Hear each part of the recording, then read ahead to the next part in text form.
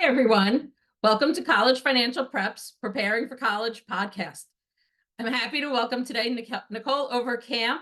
She is a powerhouse dynamo in helping women take care of their wealth, increase their wealth.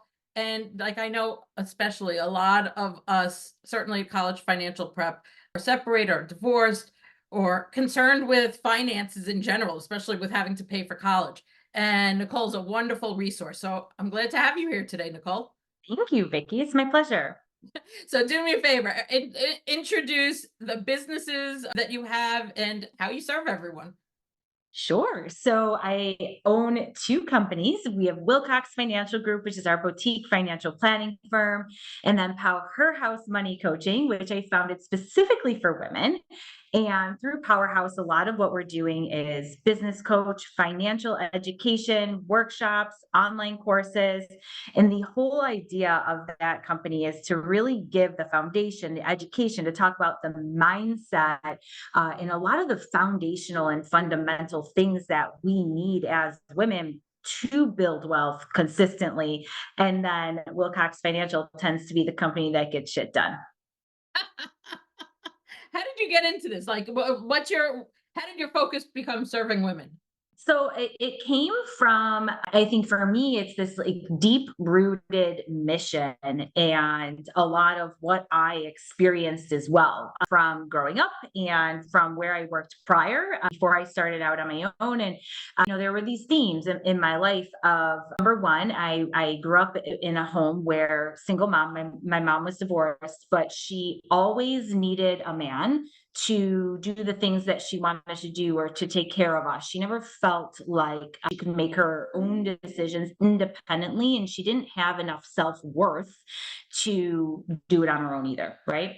She was always looking for other people's or men, really, their affirmations and then them to take care of her versus having the gumption to go do that on her own. And it's because she didn't have the tools, right?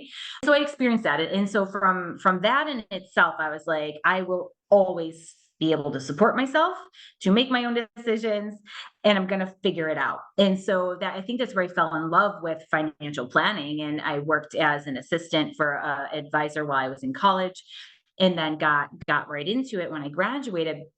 And however, the firm that I started at, it was extremely male dominated. I was actually the only female advisor for quite a while. I think there was three of us when I left of 100. But it was, I was in this like very narcissistic, ego driven environment. And I was observing in a lot of these meetings early on, like the men talked to the guys, they talked to the husbands.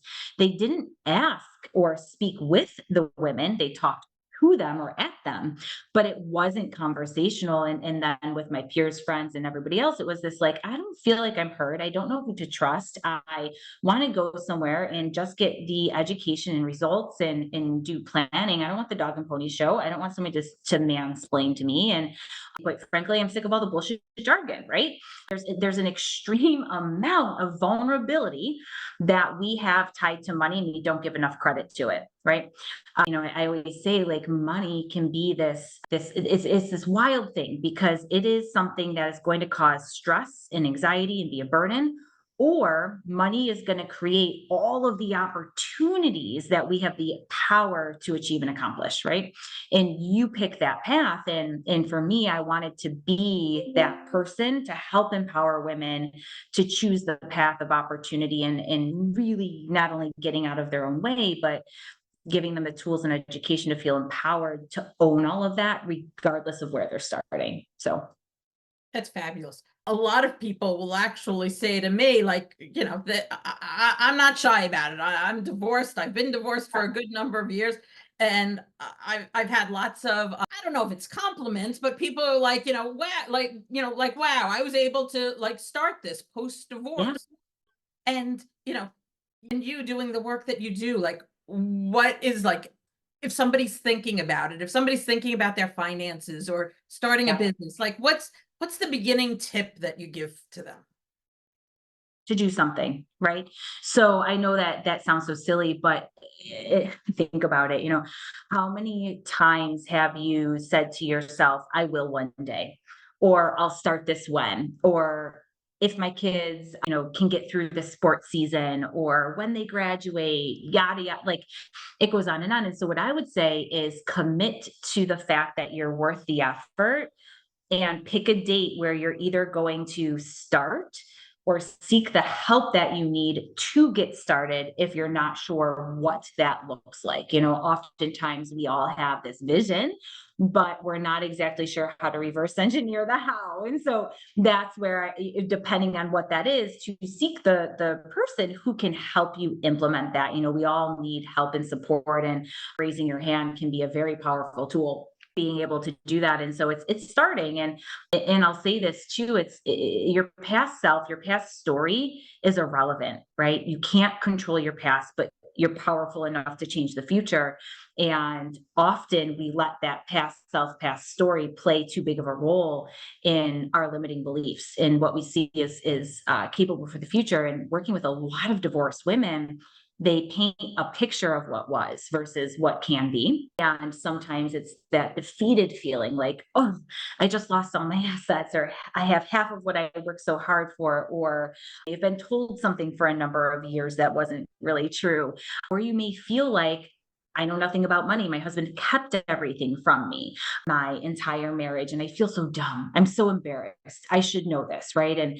And no, like there wasn't, this money tooth fairy or godmother that like came on and landed on your shoulder and gave you all the knowledge. It's like you only know what you seek information for and implement. And so I think that's another powerful thing too, is it doesn't make you any less than. It's just the matter of getting what you need to start. So taking action is like the best gift that you can give yourself. Yeah, I love that. I was actually thinking myself the other day.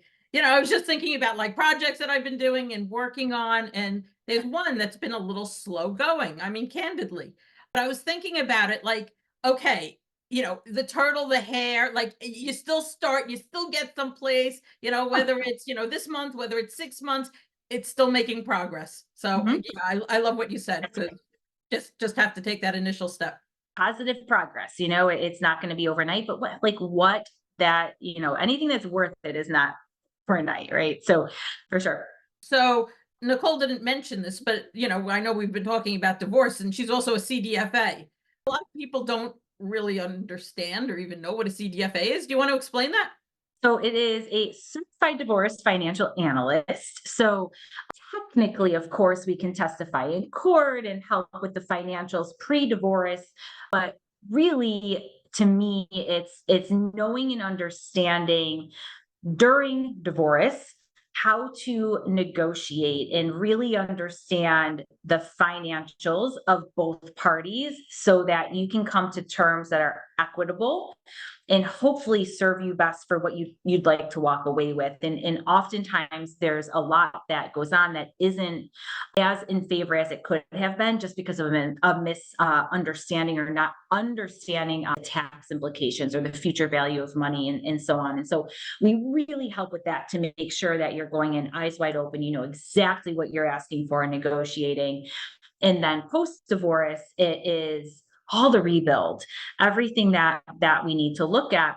So I mean, there's such a variance of scenarios, from how to deal with assets coming in or going out, or now, oh my gosh, like I'm doing everything as a single individual. What does this look like? And for some people, it's rebuilding credit. I mean, it's all over the place. And so it's really knowing those day-to-day nuances while dealing with the deep-rooted emotion around it. So that, I think, is the part that probably goes unspoken quite a lot, where it's so relevant. And ironically, Vicki, I just had a client in my office, and she's like, I just feel like I'm never getting ahead. She's like, I'm making good money, but then all of a sudden, I need a roof. Then my ex isn't paying me anything that he said he was going to pay me, and I'm trying to take care of these kids, and I'm getting school letters from the counselors that they're acting out in school, but we're not on a united front. And and the list went on and on. And she's like, so of course, what do I do? She's like, when I'm stressed or when I'm feeling so sad and I'm up in my feelings, I go buy new gym clothes because I don't like what's on my body, and then I dig myself into a deeper hole. It's like, it's so I want to say it's hysterical, but like, It kind of is, because we all do this shit. Like we all like give ourselves these little reasons that aren't exactly serving us, but they feel good in the moment because we're in it. We are just in it. A lot of us, especially for moms going through divorce with like young kiddos, like it's this season of just heaviness and finding out how to deal with it. And I'm talking about this, and I don't really know how I got on the rant in the first place, but our emotions are so related to how we spend our money and how we feel about our money. And that's often, true with college planning too. A yeah, lot of times, planning yeah, for kids' college education, yeah, it's very emotional, but yeah, yeah, it's tied to the yeah. finances. And you're right. And sometimes there's these underlying triggers. And in the client that was in my office last, she was going through a divorce, and we spent the whole meeting actually talking about her mindset and rewiring habits and things that are triggers. Because if we didn't just work on that entire mindset session, that really felt like a coaching session, money part doesn't matter because that's not getting that, that's, we know she messed up, right? She knows she didn't do what she should have done over the last couple of months.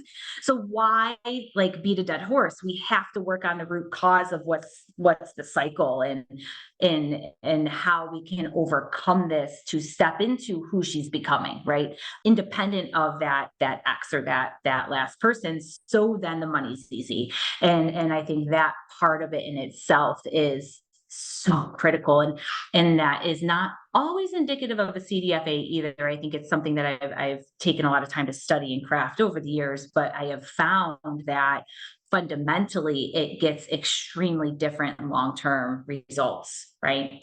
When we can look at the root cause of these things and understand what our self-worth is and what that means to us and what we're willing to do in order to come out on the other side. That's fabulous. Thanks so much, Nicholle. Do me a favor, Yeah. let everybody know where they can find you, online or in social media. Yeah, absolutely. So we have our PowHERhouse Instagram. That's the best way to get in touch with us. PowHERhouse Money. And then I am also probably the easiest person on earth to find online. I am on all the social media platforms. And then our Wilcox Financial Group website for anything financial planning related is a great resource as well. That's fabulous. Thank you so much for being here and sharing all of this great knowledge with us. I'm always working, certainly with parents, but a lot of the moms, and I love to be able to share this information with them. And like, I feel like you just gave them a ton of hope for the future. So Thank you. thank you everyone for watching this week's episode of College Financial Preps Preparing for College podcast. Bye.